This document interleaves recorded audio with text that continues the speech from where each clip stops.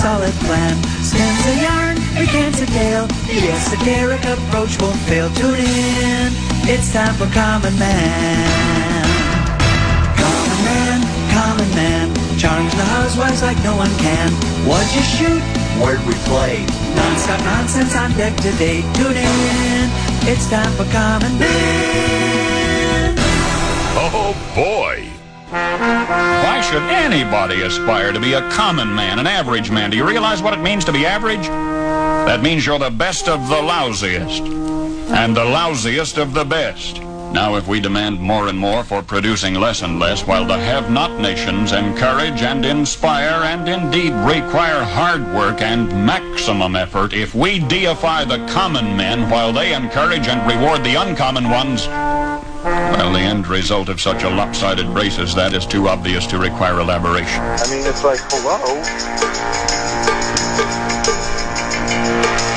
You like that? You like that? Out of hundreds of deals that I've done. Hundreds. Rosa, you don't know nothing. Well, I read the USA Today and I read the New York Times, and I read those both every day. And I listen to music. I wouldn't really. I mean, it wouldn't do me any good to listen to talk shows, because what's great about America, everybody has an opinion. You know what I mean? But what's also great about America, you don't have to listen to them, and that's the great part. Yo, what up, Tennessee? Once you get over that Anoka County line and head north, your troubles are behind you. Okay. We're fighting never win that day, though. Playoffs? You kidding me? Playoffs? What are you talking about? Playoffs? You kidding me? Playoffs? And that's ridiculous. We can't start winning until we stop losing. We're the state of hockey, and I think that proves it, so. Yes! That was probably Zimmer being Zimmer.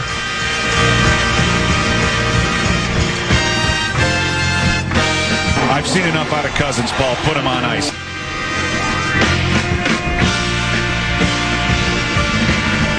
You blew it!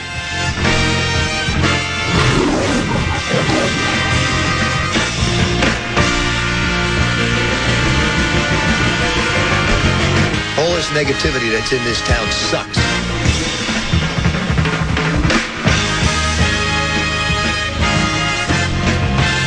I'm unlimited, Mr. Unlimited. I'm a fraud. Yes.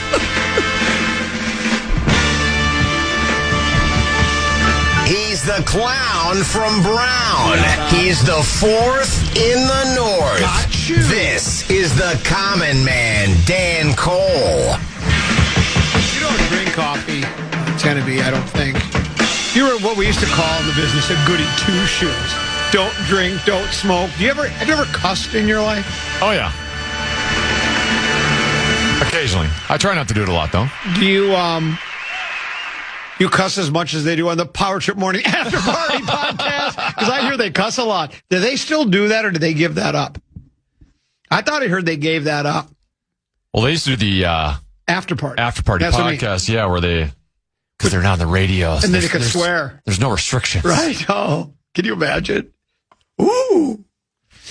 But I think that's just a bad habit to get into, where you have a microphone in front of your face and then you swear, because then it's just going to translate at some point. I did it once here years ago back in the Northwest Bank building studio. I was on a rant. I threw out an F-bomb. And it just, as soon as it came out, I was just stunned. The hair stood up on the back of my neck, much like Ventura. Young man. I've done things that would make the hair stand up in the back of your neck, and that was the one thing I did that made the hair. But hey, you know what? Hallelujah for the dumb button. You know, we talked about the best inventions ever, wheel fire. I think the other one, the underrated one, we talked about it not long ago, the splash guard in the men's urinal. But I'll tell you what, the dump button's a wonderful thing, because that's your job. It's over. If people complain. You can throw out an F-bomb, but if nobody contacts the FCC and pushes it, no one will know.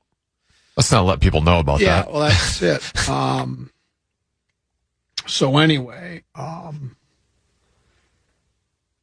yeah. So, well, anyway, the coffee, Is there anybody responsible for descaling our Keurig machine? What? Where you have to descale it. What does that mean? Well, you have to put it through a cleaning cycle of some sort because it get the hard water, it gets scaly in there, and then it gets to the point where the little jets where the water goes through into the coffee and then it leaks into your cup, drips into your cup. I was making a cup of coffee. It was I had to take it and put another one underneath to get back in here in time before the music was going to end. It needs to be and then it will taste better too. So maybe you could be responsible for that. You could take the lead. Oh, here's the thing: I don't know how to descale it. Oh, you can learn. My wife does all those things at home. You just watch a YouTube video. I don't know if I could do that. I'm really bad at directions. Anything you have to put together, it takes directions, even if it's the simplest of things. And then if it needs a Phillips screwdriver, I've got a regular one. If it needs a regular one, I've got a Phillips. It's just I never have the right tools.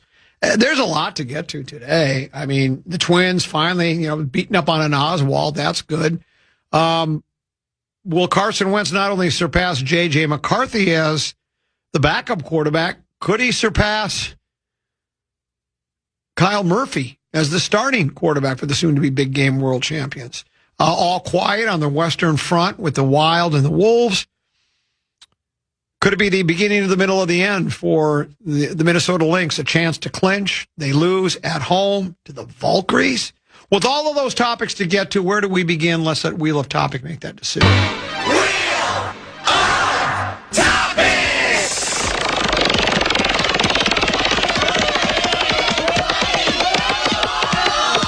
Commons Golf Game. How did it know I played? What did you shoot today? I picked up. Where'd we play? The Royal Club. Where'd you hit it on? One? Right up the gut. How far from the green was it? I had 175, I think. Second shot?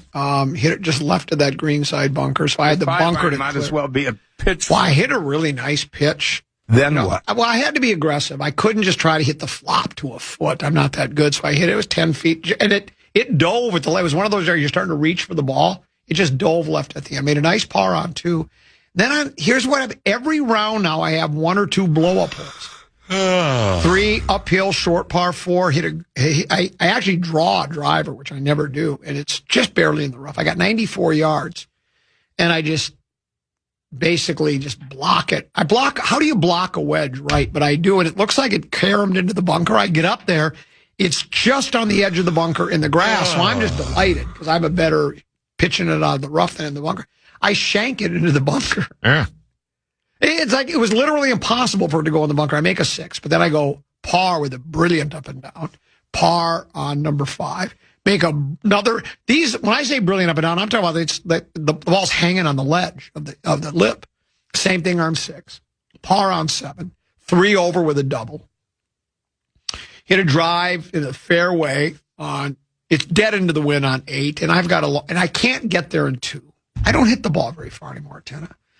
So I'm still going to hit my 4-wood, though, and just try to hit it right in front of the green and try to get up and down. But then I still try to swing as hard as I can, and what do? Lean into it, block it right into the junk, lose the ball. I made a McCarthy. I made a 9. Yeah. A 9. And then I hit a bad drive on 9 and just picked up. And then I played better on the back. I shot 4 over with a bad double. So baby steps, as we like to say. But I'm a full-grown man. I shouldn't be taking baby steps anymore, but that's another thing. I did see yesterday, and did we discuss this? I don't think we did because I think they were practicing while we were on the air. It is official now. Well, it's not official, but by what transpired at Vikings practice yesterday at TCO Performance Center, the new Winter Park, I think Carson Wentz is your backup quarterback now, right? Because he took most of the snaps apparently yesterday in practice. Well, was any of that injury related? And I guess because JJ apparently got beat up. Yeah. So is that same injury that he had last year where he was out for 5 weeks where he tweaked something? I don't know. You're right. That could be it. But let me ask you this. I asked my playing partners yesterday that I played golf with. I said, if Murray were to go down in the first half of the first game, who would you rather see in the game? Would you rather see McCarthy? I think or the Wentz? vast majority of the public would say Carson Wentz. Everybody said Wentz. Everybody. Yeah. I mean, and I think really, truth be told, I think they would put Wentz in. It's probably, and I'm a guy that likes to give people a leash. I really do. The more we watch McCarthy, he almost seems to, he certainly isn't, I don't know if he's regressing, but he's not progressing. Right? Yeah. I've seen nothing so far that makes it look like, hey, looks like he's figuring things out a little bit. Now, again, it can take a while, and we've seen it with the Twins in this town. We gave up on Big, was it Big Pappy we gave up on? Didn't we have Big Pappy? We did, yes. We gave up on him. Yes. Didn't like that he wouldn't hit to the opposite field. AKA, we didn't want to pay him.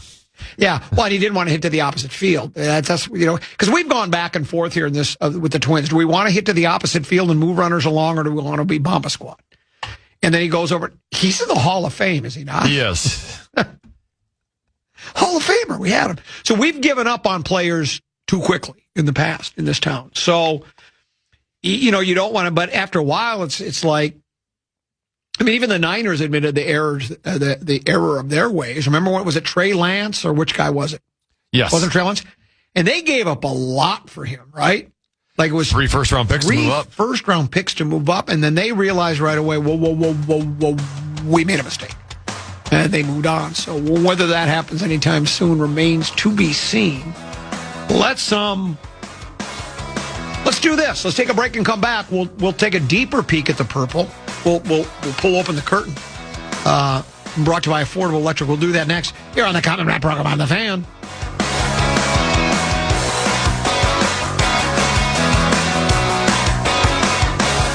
The Common Man. One guy who part of the appeal is we literally don't know what's going to come out.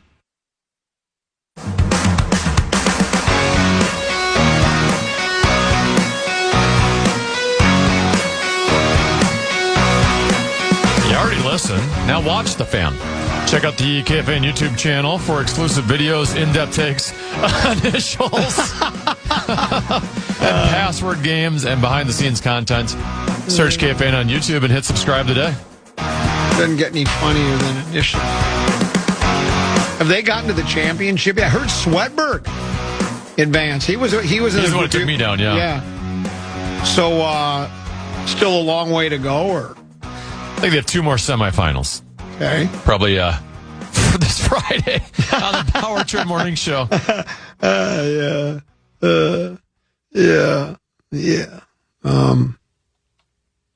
Where was this piece I saw? It was in regards to, it's like, by the way, a peek at the purple brought to you by our friends at Affordable Electric. Kids are heading back to school. They're not the only ones with homework to do. Take a look around your house. Are your outlets not working? Lights flickering? Or, wow, man, your breakers are tripping. You might need new lighting, electrical upgrades, or a project finally finished. Now's the time. It's Affordable Electric. It's an easy homework assignment. And for a limited time, save $50 on electrical work of $375 or more. 612-331-VOLT or book online anytime at affordable-electric.com. Affordable-electric.com. Restrictions apply. Offer not valid for evaluations. My friends at Affordable Electric, I'll tell you what they are. Boy, yeah. Shockingly affordable. I don't know where I saw the story. It doesn't matter. We can just wing it. But talking about, and you and I discussed this earlier. Maybe Rosen was part of that conversation as well. The 3 defensive players that the Vikings drafted early in the draft, including first rounder Walking Boot Banks, Big Navel or Big Citrus, but a navel orange, an orange is probably got if he's big, he's got a big navel. And then the Gold Day, right? The linebacker talking about, and in all 3 cases so far in preseason playing in camp, they've all had some real bright spots, probably more bright spots than dull spots.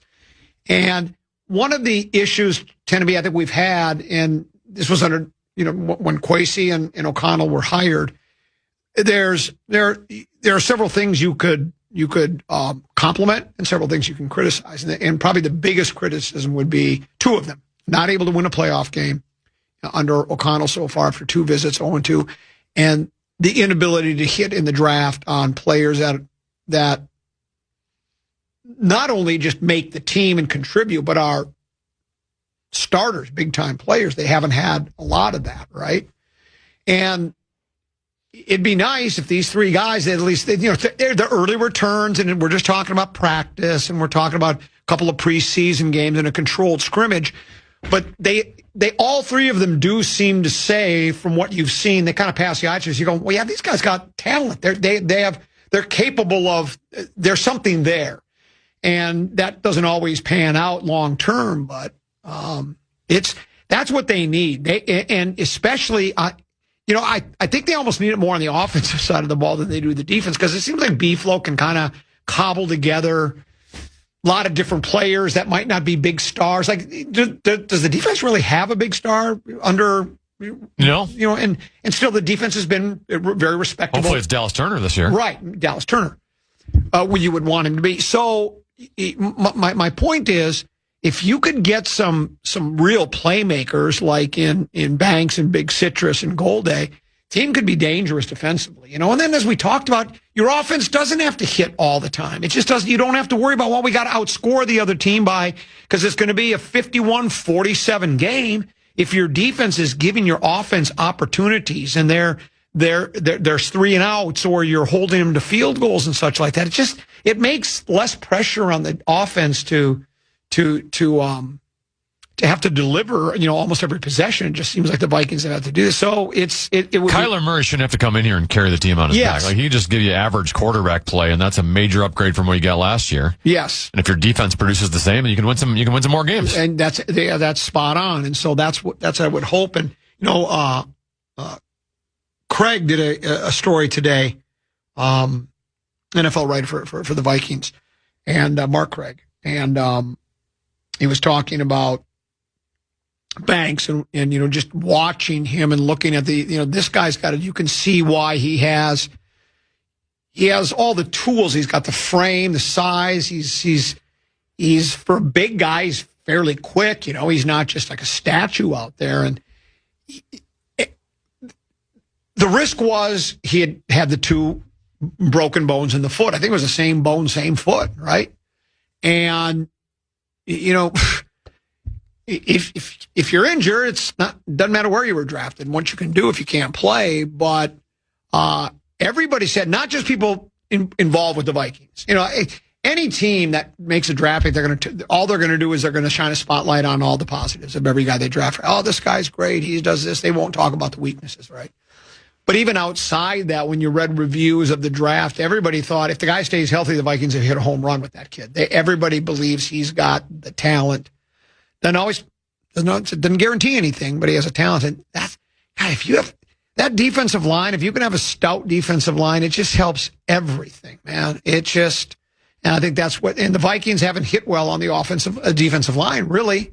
They signed the free agents, and I don't know, they didn't seem to really very well. Didn't do a whole lot. Yeah, didn't do a whole lot. So this could be big. I'd love to see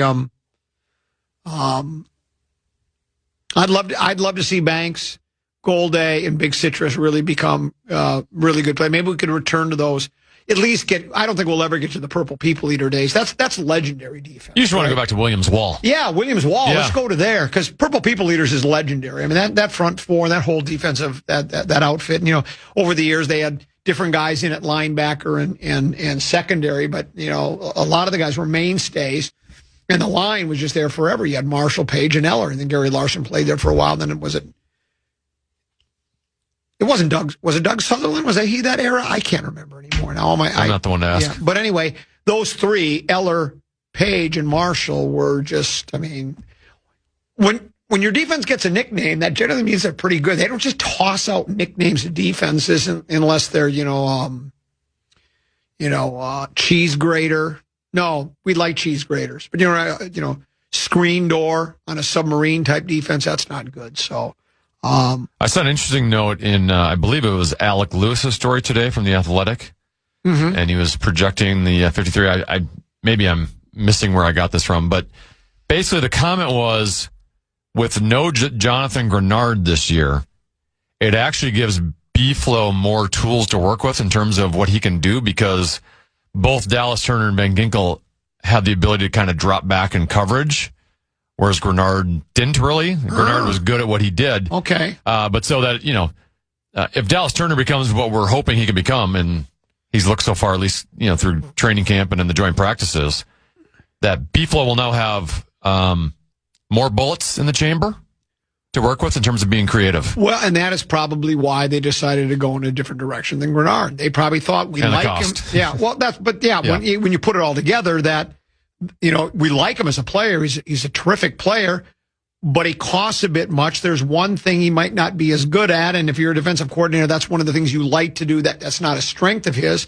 Then that seems to make a lot of sense, particularly if you think you have a guy that can supplant him at the position, and maybe that's what they. How about in the game Saturday? Big Citrus went back in coverage. Yes. On a play. And what did I saw the quote in one of the fish wraps at the Athletic. He says, I think he said he'd never done it before, maybe once or twice in college is all he's ever done, and he didn't mind it. They a lot of times when you hear things out of football teams, a lot of it's just lip service. But I think in this case it is true. Every player always says when you're playing for Flores and his defense, you're asked to do a lot of different things. You're not just, here's what you do, and you just do that well, and don't worry. You've got to be able to do a lot of different things. Drop back in coverage, blitz, do all sorts of things. Which is why I think they drafted Golday. Yeah, I think that's exactly why I think you're right there. This text message came through. This is sort of on the same theme as, anytime that KOC's had good quarterback play, he's had great records. Duh. Here's another one. KOC is like a 90% winning percentage when winning the turnover battle. Well, yeah.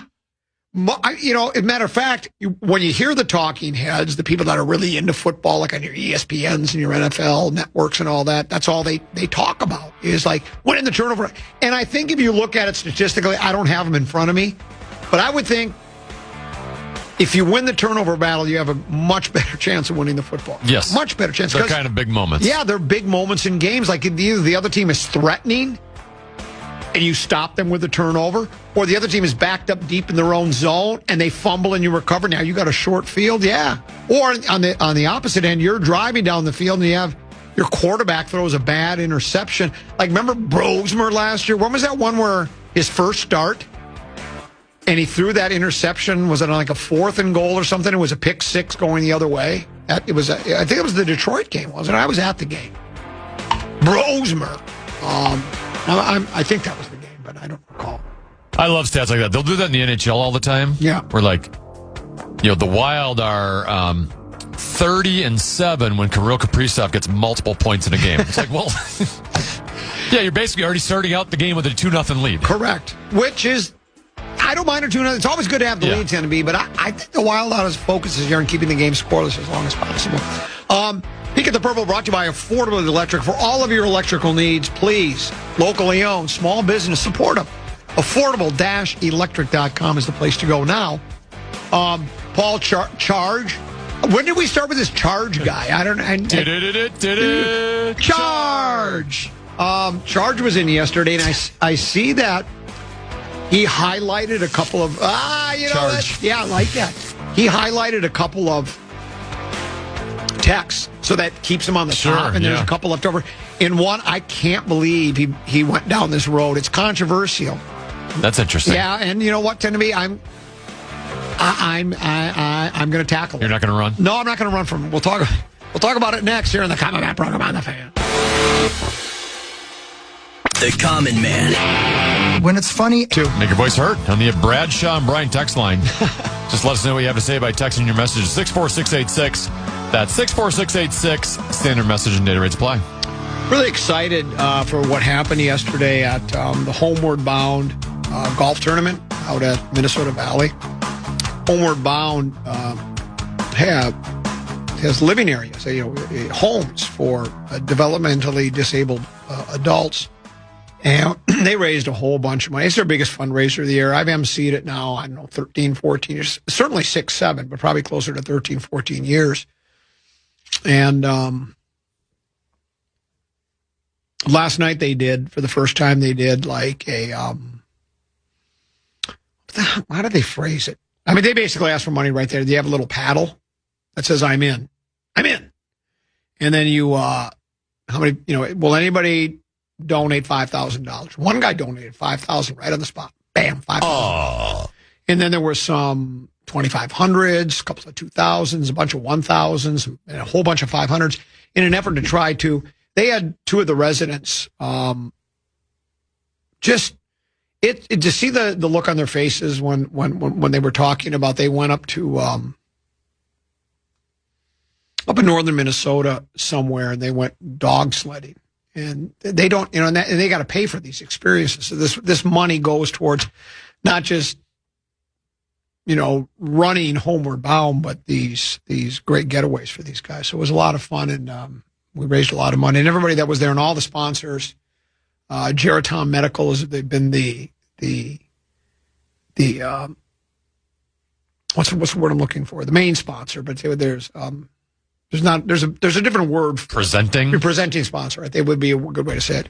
For years, and they did it again. So good for them and good for everybody that participated. It was a lot of fun.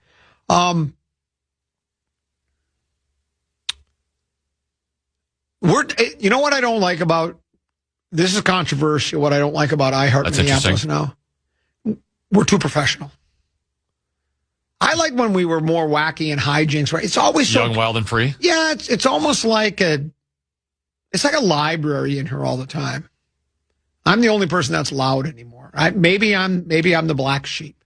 But I liked it back in the days when we had lots of people here, and there was always, you'd take an old roll of, not an old one, trust me, you roll of toilet paper and put it in somebody's backpack. They'd get home and it would be that we don't do those things anymore. I was just recanting those tales with a couple of the sales gals. And they said, well, somebody once put a piece of raw meat in one salesperson put a piece of raw meat in another salesperson's phone. I think that's going too far. That's going too far. Dead, rotting flesh is different than a roll of Charmin, but to each his own. This is controversial, Tenneby. That's interesting. This was sent to 6:15. And isn't it funny that the topic came up late in the show, so Charge could just leave real quick? It says, Paul, I'm a grape taster before I buy. I don't buy lots of grapes. And when I do, I take one for verifying the taste and firmness of the grape. What?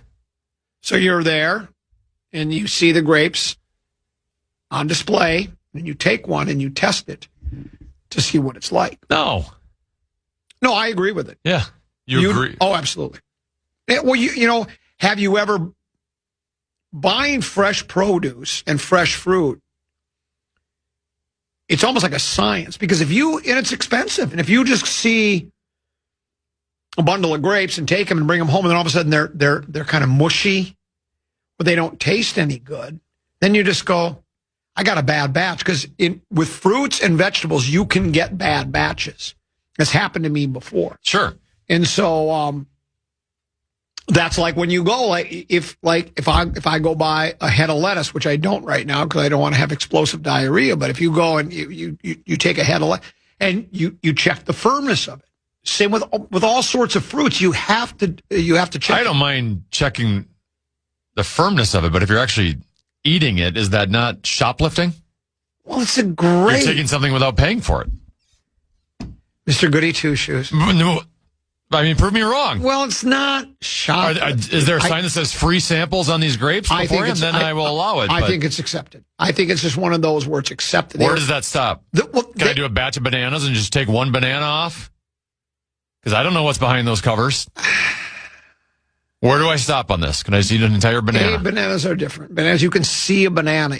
They're generally green. They're not ripe yet. They can be deceiving on the inside. No, it can't. They can be. No, they can be mushier than they look. No, they can't. I eat bananas every day. I do too, but no. If the peel is green, it's not mushy inside. You're making it up as you go along. It's green. That's what I'm saying. Buy them when they're green. Don't buy them when they're bright yellow, and you got a better chance. I've never heard of a grocery store complaining about people testing a grape or a cherry. I'm all for it. You're Mr. Goody Two-Shoes. Yes, because you like breaking the rules. Would you report somebody if you saw somebody? Would Sure, you go? that's shoplifting. So you'd go report them. If they tried to run off, would you grab them and hold them till the authorities got there? I'd tackle them. I used to like, the best time to go grocery shopping is on Saturdays. Because generally Saturdays is a busy day. And then if you go to your Kawagis your Lunds and Byerly's and I'm talking about not only Lunds and Byerly's, but the employee Lunds and Byerly's. That's an old inside joke. Your Cubs is Rainbow still exist, or do they get bought out? I don't know if they still exist anymore. They'll usually have free sample day, where there'll be somebody there and they'll be like I went to a free sample. Meat Sauce, how about this? There was a day when Meat Sauce was doing an appearance at Kawagi's in Woodbury for 7th Avenue Pizza. It wails. My amazing friends at 7th. So I went up there to see them. And so you just walk up and they go, hey, got 7th Avenue Pizza. And you go, oh, looks great. Then you take a taste, right? And then what I always do is I'm figuring there's probably at least 6, 7 tasting stations across the grocery store. There are one's in the deli, the deli department. The others, maybe in the frozen food area where the ice cream is. And, they're scattered about, right? I figure you can eat lunch if you go around to each one and once or twice. And then what you do is when you get to the 7th Avenue Pizza one, for instance, you go, yeah, they'll say, which one do you want to try? I'd like to try them all, to be honest with you. So you try a square of the pepperoni, go, that's pretty good. Then you try the sausage, that's really good. And then the Canadian bacon. Then you go, I'm not sure which one I like best. Can I try those again? And then you eat another couple pieces. By the time you're done, you're stuffed. You just go home. I suppose you think that's wrong, too. Well, no, they're giving out samples for free. Yeah. But but just samples. I'm taking advantage of it by... I'm not just having one and saying, oh, that's a nice, taking a taste and then deciding if I want to buy or not. I'm actually pushing the boundaries by saying, I'd like to taste that again just to see if I really like it, when I already know if I like it or not. So do you think it's wrong to do that? Morally, you might have some questions, but it's not, not against the rules. Will I have to answer to my maker someday? Maybe. When you try to get into the pearly gates and he goes, how about you take an advantage of Kawagi's and the 7th Avenue Pizza? All I know is when I reach those pearly gates, there's no grape napping on my record. How about this? Does Tenneby drive to the police station, hold out his fist and say, take me in, copper, when he looks down at his speedometer and sees a few miles over the speed limit? Do you do that? You're breaking the law. I don't think you need to get arrested for that. Oh. That's just, do you go in and say, do you go in and ask for a ticket? It'd be a ticket. Do you ask him for a ticket? Isn't that funny? Who says I'm speeding? Yeah, you want to have it both ways, don't you? This one says, Ten is that kid that told the teacher, Mrs. Smith, Ronnie stuck his tongue out at me. You are that guy, aren't you? I'm a tattletale? You're a tattletale is what you are. Wasn't there a TV show called Tattletales? There's DuckTales, I know that. Would you Google Tattletales? I think it was one of those game shows. I don't even know how it went. Probably like you would tell on people. This one says, I think you can sample a banana as long as you peel it from the bottom. Well, Tattletales was a game show. Yeah, that's what I said. Had 2 runs on the CBS daytime schedule between February of 74 and June of 84. Bert Convy, I bet, was the host. Yeah, he was the host. Several announcers, including Jack Clark, Gene Wood, Johnny Olson, and John Harlan, provided the voiceover at various times. Yeah. The show's premise involves questions asked about celebrity couples' personal lives. Ooh. It was based on He Said, She Said, a syndicated Goodson-Todman show that aired during the 1969-70 season, which in itself was based on an unsold 1966 pilot called It Had to Be You that was also hosted by Ed McMahon, which featured 4 regular couples who were not celebrities. I think you can sample a banana as long as you peel it from the bottom. That's what they're saying, Tenneby. Do you agree with that? You can sample a banana if you peel it from the bottom. Here's another. Tenna won't sample fresh fruit if he has a hockey game at 10:30.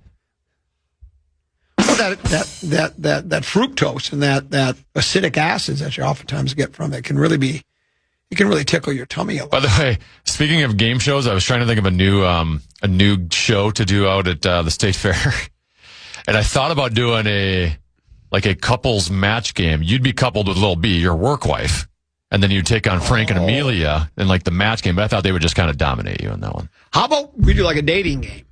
See if we can match couples up. Maybe we can get people to marry each other.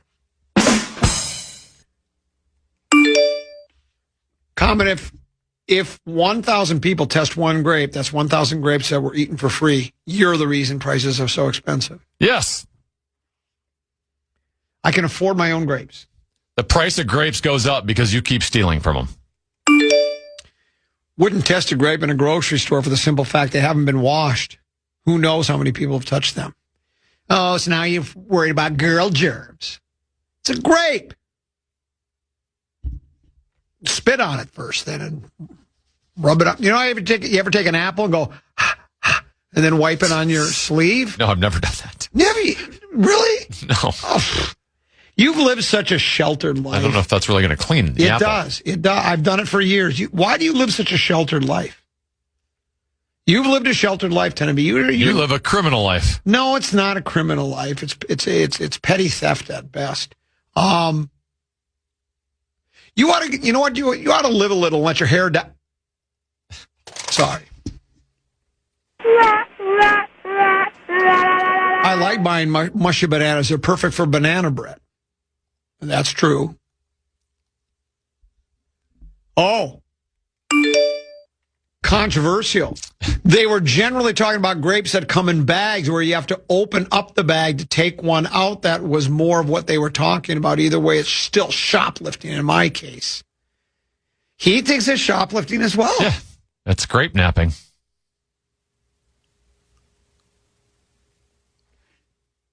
You can't just take food from the store and start eating it without paying for it. You would have been proud of Charge. He said Charge.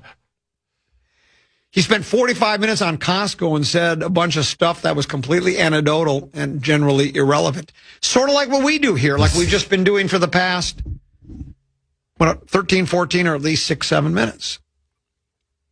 Come on, Tana. You can test a grape. I think he meant grape. I don't hold bag one grape. This must be talk to text, right? Or he's texting with his two thumbs. I can't understand it. Looked better at the beginning. Where does it stop, though? Every fruit and vegetable we can sample? This one says relax. Everybody does it. I've never done it. Never even thought to do it. Well, yeah, but there's so many things you've never done. I just never thought, hey, I could eat food before I have to pay for it. Well, and then if I don't like it, I just don't pay for it. And that was just wasted.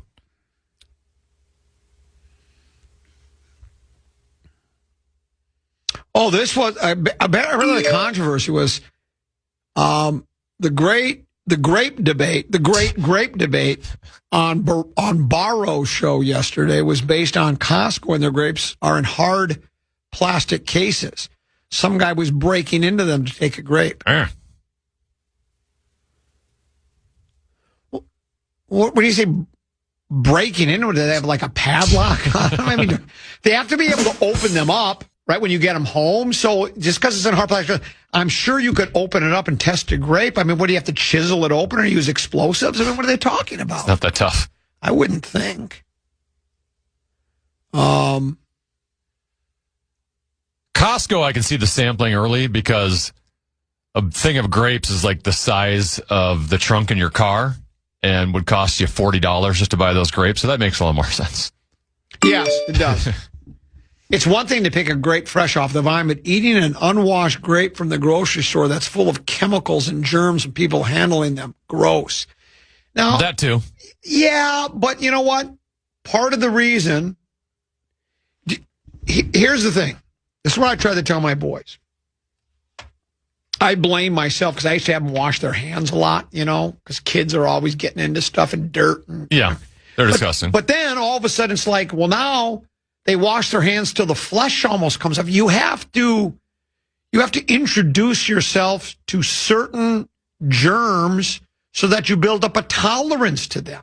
That you just have to. If you do everything where you try not, if you wash everything, you know what, you're going to end up, you're going to die young. I think. I really think you, because then your body doesn't build up an immunity to that or a tolerance to that. That's what happens. Trust me. Look, I'm a doctor. Take my advice. Which is why you would just eat state fair food right off of the pavement. Exactly. Oh, look at this one. Tenna is wrong here. Just Tenna is wrong here.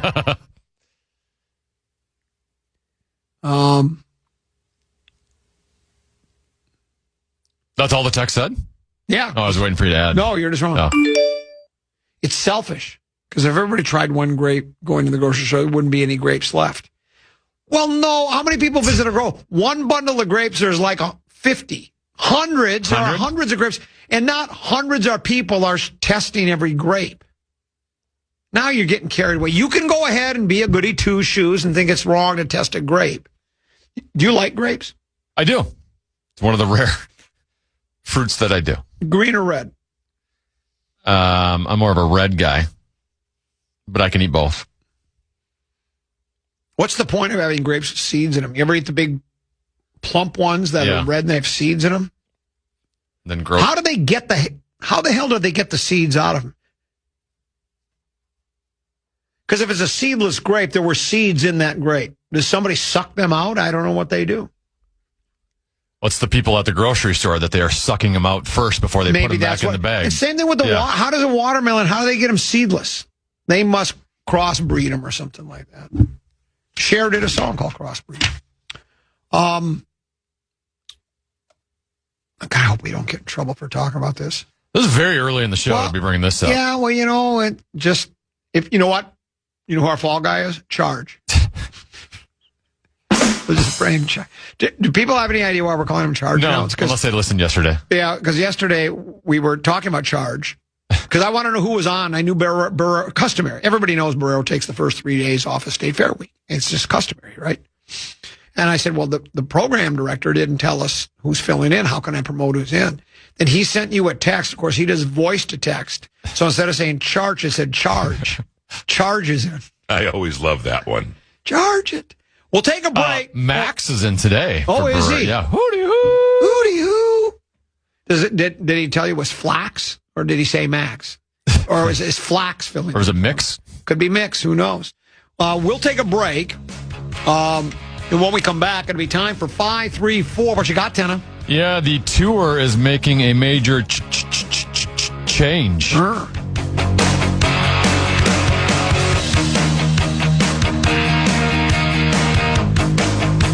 Common Man. They're more of a personality. They're more MCs.